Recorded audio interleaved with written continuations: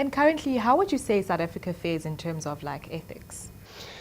There's an interesting duality here in South Africa, because if we look at two different indexes, on the one hand, the Corruption Perception Index, it's quite clear that over the past 5 years we've been going in the wrong direction.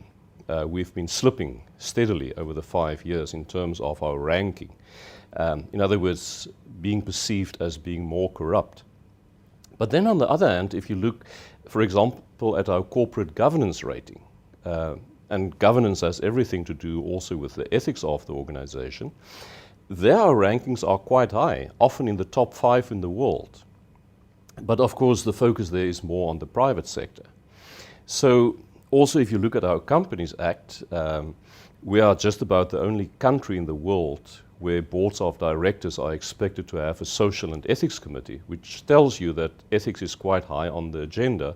And I think we've done a lot of innovative and important work around ethics. But we sit with the ambiguity of, on the one hand, being regarded internationally as very good at corporate governance and also the governance of ethics, but on the other hand, specifically in the public sector, sitting with a bad corruption rating.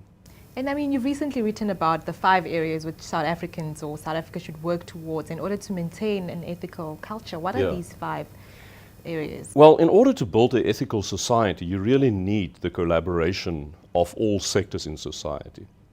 And that's why I emphasize, especially in a year of elections, that it starts with our politicians. Because I think the temptation is there to be short-term focused and to score a few political points, which might not be in the best longer-term interest of the country. So I think the first important area is politics. The second one is our public service. I think it's important that our public service should consist of public servants. In other words, people who really serve the best interest of the public and not abuse their positions for private gain. Then, of course, there's the business community.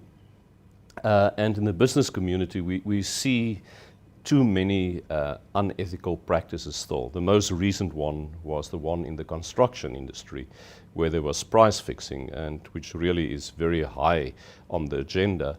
But also the issue of executive remuneration is quite a big issue, because there's a perception that some of our CEOs do earn excessive salaries. The fourth area is schools. I think our schools is the preparation ground for our new generation, not only of employees but also of citizens. So therefore we need to make sure that also in our schools our pupils do learn to become ethical and understand the importance of ethics. And finally, I think it's about civil society.